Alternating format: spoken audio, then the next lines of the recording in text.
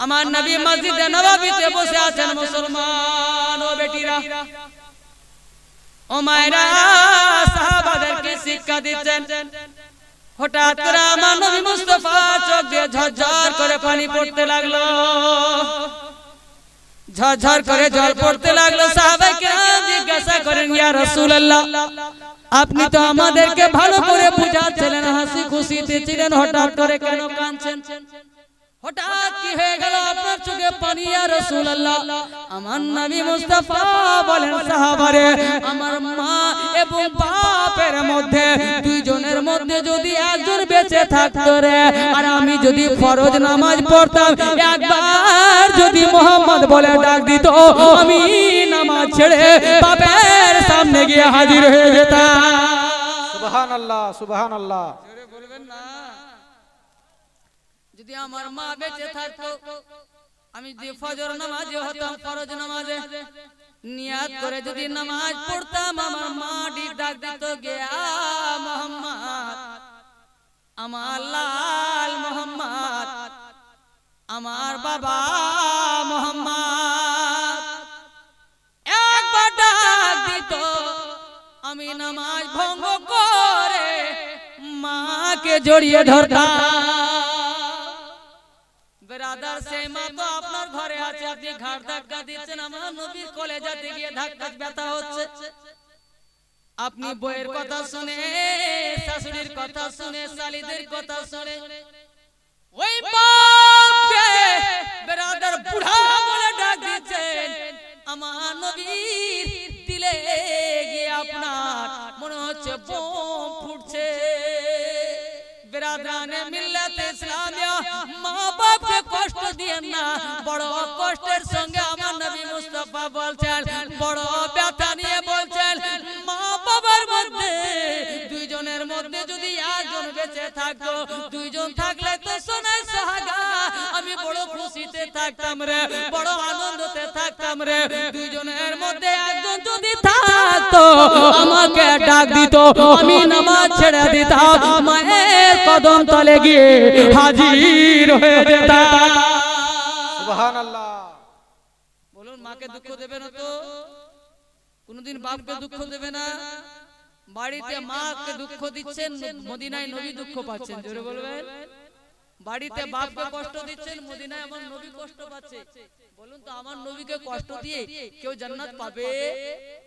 আমার নবীকে দুঃখ দিয়ে কেউ শাফাত পাবে? আপনার 50 সড়া, আপনি 50 সড়াই থেকে যাবেন, নবীর শাফাত পাবেন না। তো মুসলমান বাড়ি ঘর আছে, হয়ে যায় কথা কাটাকাটি। আমরা তো ফেরেশতা নই, আমরা তো আল্লাহর ওলি না, আমরা তো সাহাবী নই। দু চারটা কথা হয়ে যায়, কিন্তু কি সেটা বেশি দেরি করিয়েন না, সঙ্গে সঙ্গে ক্ষমা নিয়ে নেবেন। জোরে বলবেন। বলবেন না এটা তো 100 বার, যদিও সংসার আছে হয়ে যায়, কিন্তু গালি দেবেন না, গালি দেবেন না, চেঁচিয়ে উঠবেন না। বিরাদরানে মিল্লাত ইসলামিয়া শরীয়তে কি আছে, উলামায়ে কেরামকে জিজ্ঞাসা করেন, বিনা কারণে, আরে নিজের তো দূরের কথা, বাপ মা দুইজন থেকে ঝগড়া হচ্ছে, বেটা বেটি কোন দিকে যাবে? এক সাইডে তো যেতে হবে, দুই সাইডে তো থাকা যাবে না। আমার মা আর আমার বাপ ঝগড়া করছে, আমি কোন দিকে যাব? জোরে বলুন। আমার বাপ আমার মা মারামারি করছে, ঝগড়া করছে, আপনি কোন দিকে যাবেন? কার দিক থেকে কথা বলবেন? জোরে বলুন। কার দিকে কথা বলবেন? কার দিক থেকে গো? হ্যাঁ, পারবেন? পারবেন না, এটা আপনি বুড়াপা হয়ে গেছে তার জন্য বলছেন। আপনিও বলেননি। ফেরাদার প্রত্যেকটাই বেটা বেটি মায়ের পক্ষে যায়। বেশক বেশক, আমিও গিয়েছি, মার খেয়েছি, মায়ের পক্ষ যখনই নিয়েছি, যে বাবা হিলিয়ে দিয়েছে, ভালো করে হিলিয়েছে, জামানা শুনছে, আর আমার গ্রামের লোক সাক্ষীও দেবে। বাপ হওয়ার পরেও মার খেয়েছি, বাপের মায়ের পক্ষ নিতে গিয়ে। শরিয়ত বলছে, মা বাবা থেকে যদি ঝগড়া হয়, পক্ষ নেওয়া হারাম। জোরে বলুন। পক্ষ নেওয়া হারাম, পক্ষ নেওয়া, জোরে বলুন, হারাম। ব্রাদার পক্ষই নিতে হবে না, নিরপেক্ষ দুজনকে দুই জায়গায় করেন। জোরে বলুন। কেউ দিক থেকে কথা বলা হারাম। যেহেতু একজন জান্নাত, একজন জান্নাতের দরওয়াজা। জোরে বলুন। বিনা দরওয়াজায় আপনি ঘরে ঢুকতে পারবেন না, আর বিনা ঘরে দরওয়াজা হয় না। ওই জন্য পক্ষ নিতে পাবেন না। মা জান্নাত তো বাপ তো দরওয়াজা। মুসলমান আপনার শরীয়ত বলছে পক্ষ নেওয়া হারাম। অনেক বেটা তো এইভাবে বলে, এই তো দেখ, বলে কি বলে না, বাপ যদি মাপতে যায় মাকে, জোয়ান বেটা বসে আছে বলে ছুঁই, এই তো দেখ, বলে কি বলে না, বাপকে বলে হারাম, গুনাহে কবিরা, তওবা করতে হবে। জোরে বলুন। শুধু তওবা করা হবে না, বাপের কাছ থেকে ক্ষমা নিতে হবে। বড় বেটা আছে, বাপ লাঠি মারছে মাকে, আমার নবী বলেন পারো তো বাপকে রুকো, আর লাঠি যদি চলে যায় সেই লাঠিটা নিজের পিঠে নিয়ে নাও, জাহান্নাম তোমাকে জ্বালাতে পারবে না। বেশক বেশক, সুবহানাল্লাহ। সে মারটা নিজের পিঠে নিয়ে নাও, বাপকে জড়িয়ে ধরে নিয়ে চলে যাও। যদি বাপ তোমার সঙ্গে পারবে না, তুমি জওয়ান, বাপের বয়স, পক্ষ নেবেন না। বিরাদরানে মিল্লাত ইসলামিয়া। তো বাবাজি ভাইরা বুঝতে পারলেন বাপের পাওয়ার জানেন? বাপের পাওয়ার জানেন? আপনারা স্বামী যেই বিবির কথা শুনছেন সেই বিবির পাওয়ার কতটা আপনার কাছে জানেন? বাপের সামনে জিরো মাইনাস। এর বলুন, একজন বেটা আর বউ মায়ের পাওয়ারটা শ্বশুরের সামনে জিরো। শরীয়ত কি বলছে?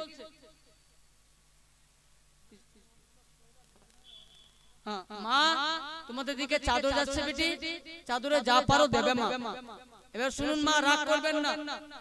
বিনা কারণে যদি বাপ বলে দেয় নিজের বেটাকে বউকে তালাক দে, তালাক দেওয়া ওয়াজিব। জোরে বলুন। মুসলমান কোথায় আছেন?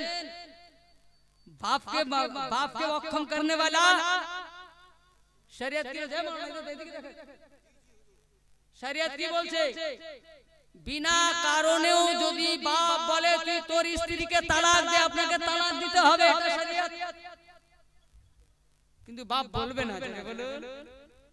এখানে বাপের পাওয়ার দেখিয়েছে।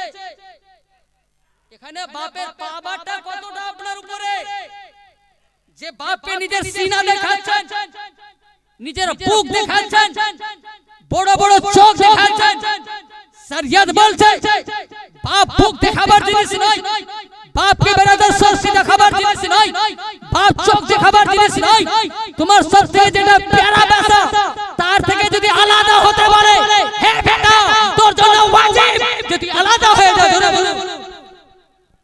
সুবহানাল্লাহ সুবহানাল্লাহ। বেশক বাপকে বলছে কি করেছে মুসলমান। বাবাজি ভাইরা, আজকে আমরা শুধু অন্যদিকে জলসা করে করে করে করে মাহলকে খারাপ করে দিয়েছি। বাপ সম্পর্কে কথাই নাই, মা সম্পর্কে কথাই নাই। আপনি জানেন বিরাদরানে মিল্লাত ইসলামিয়া, আল্লাহর রাসূল আমার নবী মুস্তাফা বলেন, আমার নবী কি বলছেন? বিরাদরানে মিল্লাত ইসলামিয়া বাবাজি ভাইরা, আমার নবী মুস্তাফা বলছেন আল্লাহ আল্লাহর রাসূলের পরে, আল্লাহ এবং নবীর পরে দ্বিতীয় স্থান হচ্ছে মা বাবার। জোরে বলুন। দ্বিতীয় স্থান মা বাবার, 3 নম্বরে পীরের। জোরে বলুন সুবহানাল্লাহ।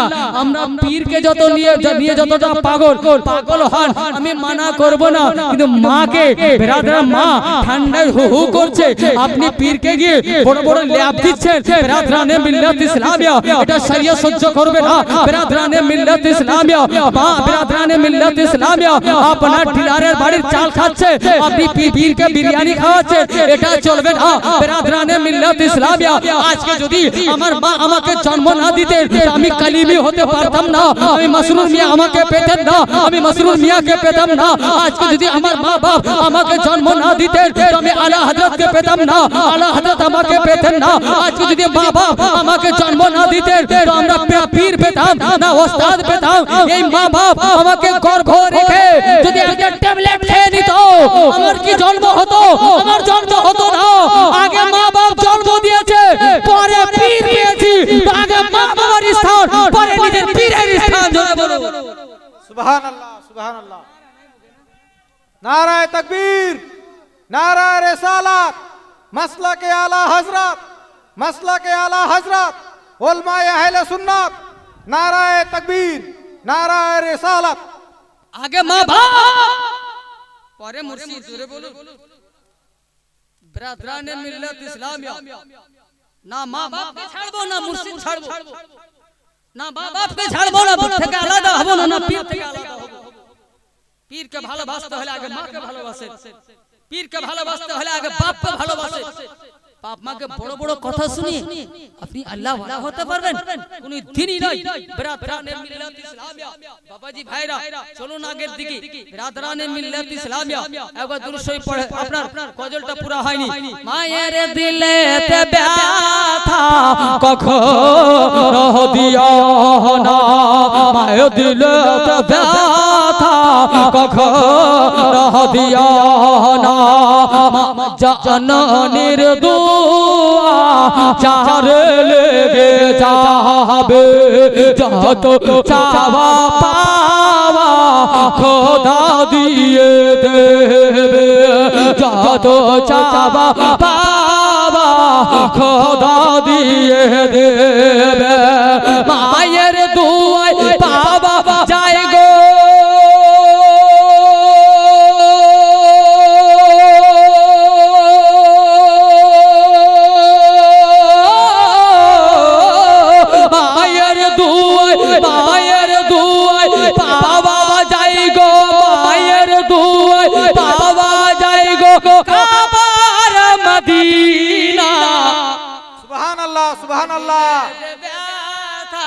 কখনো দিও না, মায়ের দিলেতে ব্যথা কখনো দিও না, মায়ের মতো এত আপন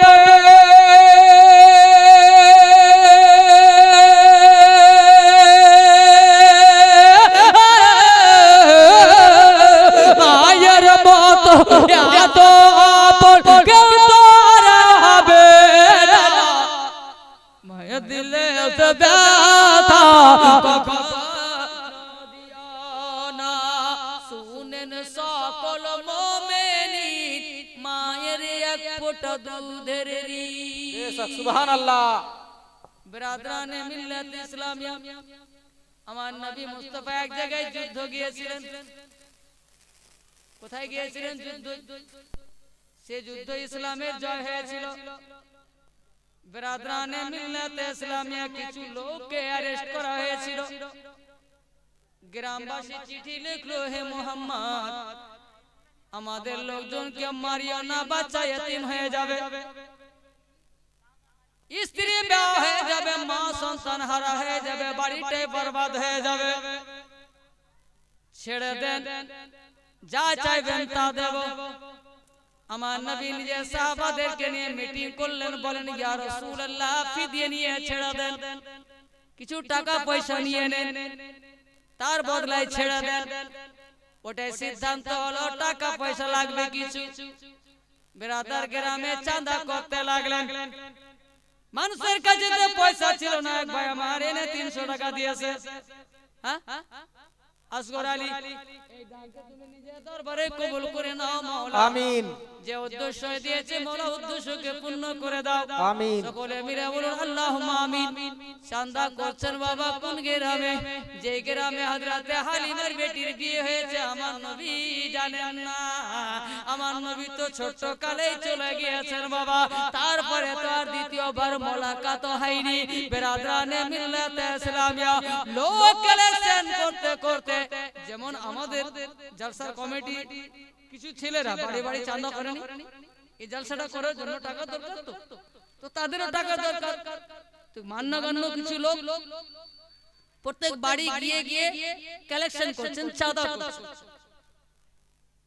হযরতে হালিমার বিটি বের হয়ে বলছে, কি ব্যাপার গো, কিসের চাঁদা, কিসের কালেকশন? বলে এরকম ব্যাপার, আমাদের মেয়ে ছেলেদের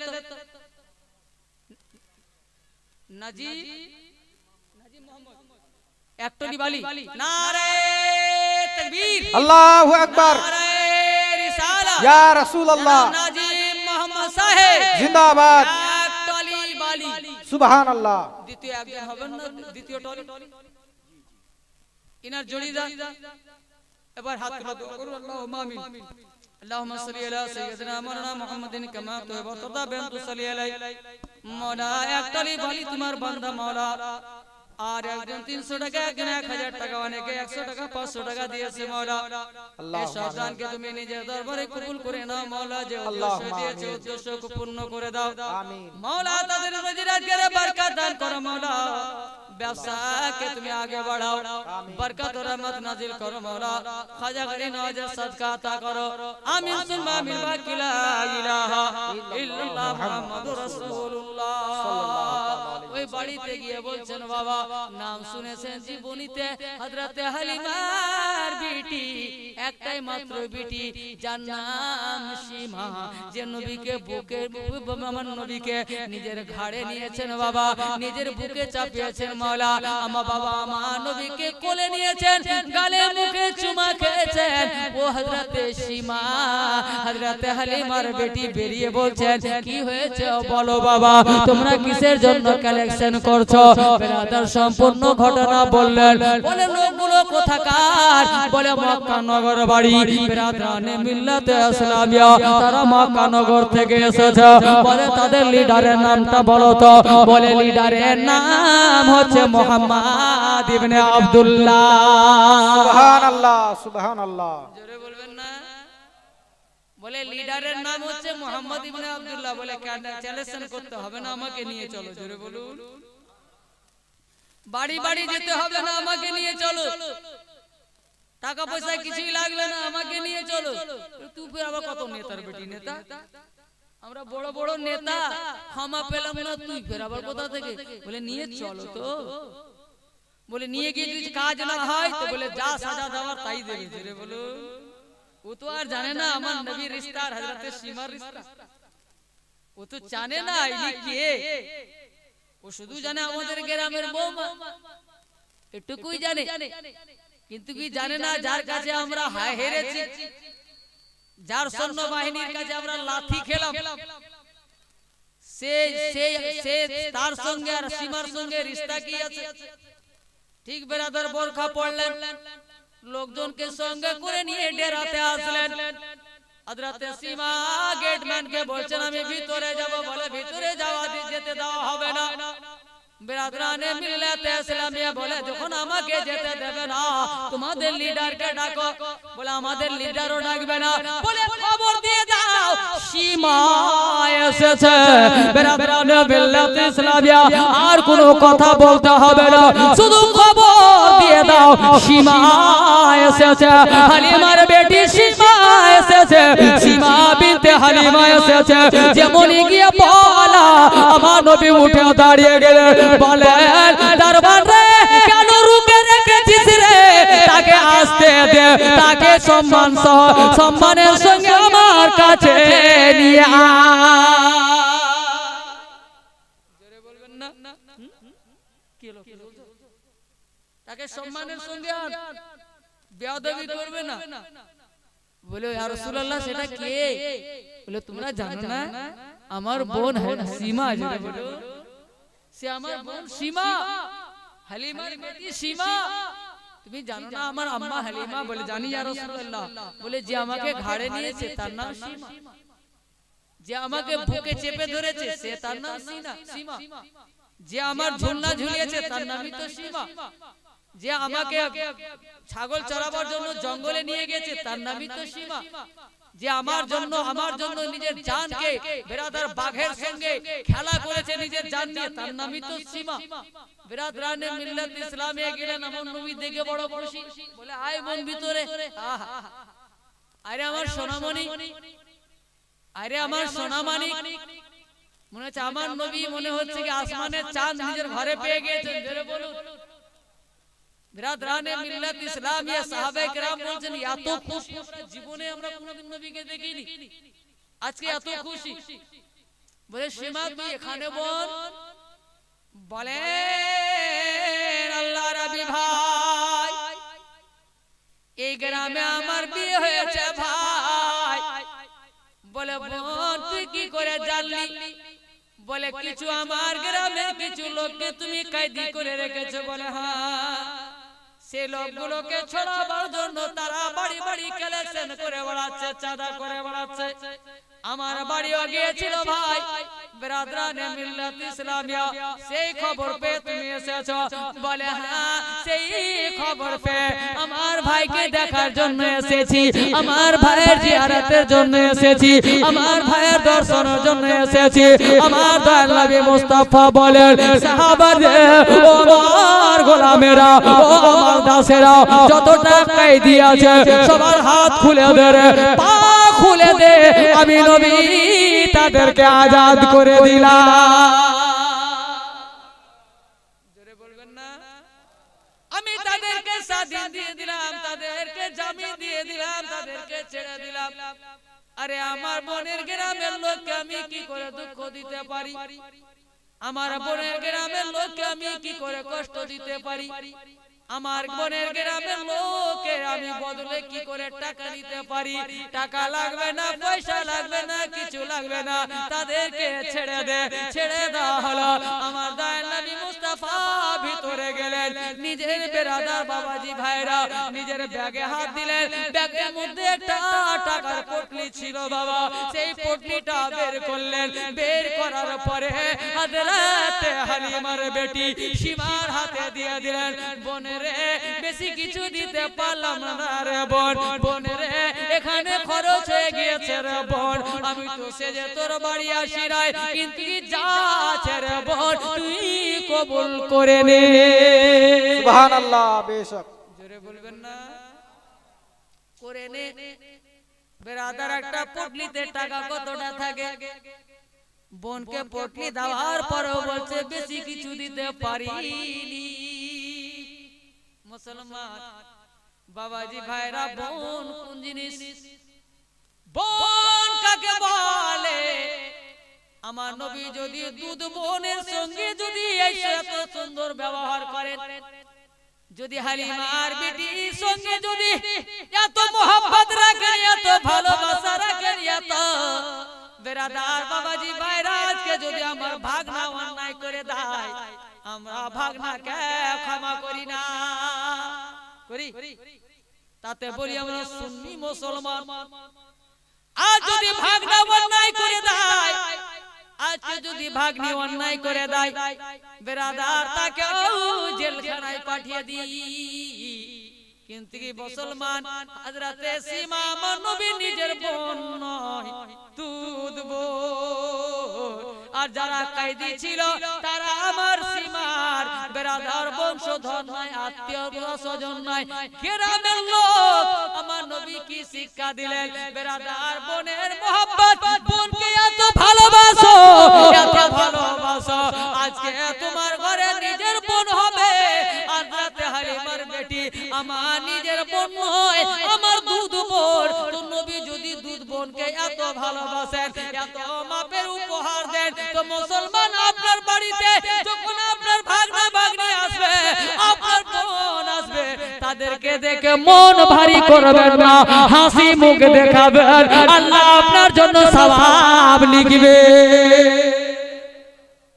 জোরে বলবেন না ওইজন্য শায়ের বলছেন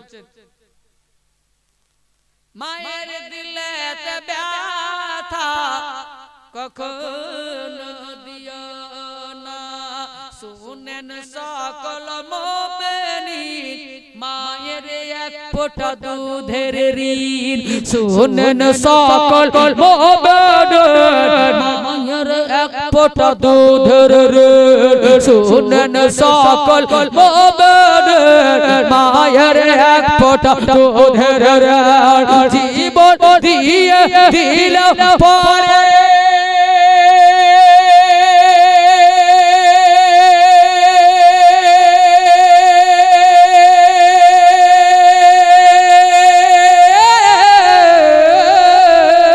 জীবন দিয়ে দিল পরে জীবন দিয়ে দিলেও পরে শোধ কখনো হবে না সুবহানাল্লাহ দিলেতে ব্যথা কখনো দিও না না মায়ের দিলে তো ব্যথা কখনো দিও না মায়ের মতো এত আপন কেউ তো আর হবে না মায়ের দিলে তো ব্যথা কখনো দিও না আল্লাহুম্মা সাল্লি আলা সাইয়্যিদিনা মাওলানা মুহাম্মদ ওয়া আলা यार जिंदाबाद अल्लाहु अकबर या रसूल अल्लाह अल्लाहु अकबर या रसूल अल्लाह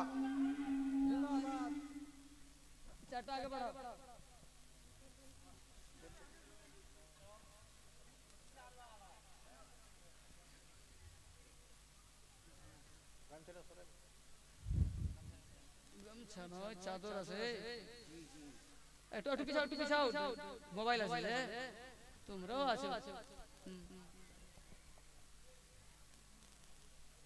আও দোষে পড়ুন আল্লাহুম্মা সাল্লি আলা সাইয়্যিদিনা মাওলানা মুহাম্মদ ওয়া আলা আলি সাইয়্যিদিনা মাওলানা মুহাম্মদ হাবিবানা শফিয়ানা সাইয়্যিদিনা মাওলানা মুহাম্মদ ওয়া আলা আলি সাইয়্যিদিনা মাওলানা মুহাম্মদ সাল্লাল্লাহু আলাইহি ওয়াসাল্লাম তো বাবা আপনাদেরকে আর কষ্ট দেব না আপনাদের প্রধান বক্তা এই বাবু আমার হযরত আল্লামা মাওলানা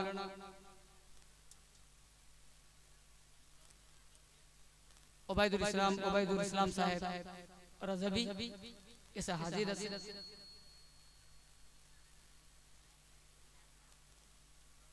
তাই একটা ফরমাইশি গজল আছে এক বাচ্চা আমার এখানে এসে দিয়েছে আল্লাহ যেন কবুল করেন যে উদ্দেশ্য দিয়েছেন আল্লাহ যেন উদ্দেশ্যকে পূর্ণ করেন সকলে মিলে বলুন আল্লাহুম্মা আমিন আর যা দাওয়াত ইনার হাতে দেবেন তো চলুন আসার পরে আমার ফরমাইশ করাই আছে এবং স্টেজে এসে বললেন এই গজলটা পড়বে তো ঠিক আছে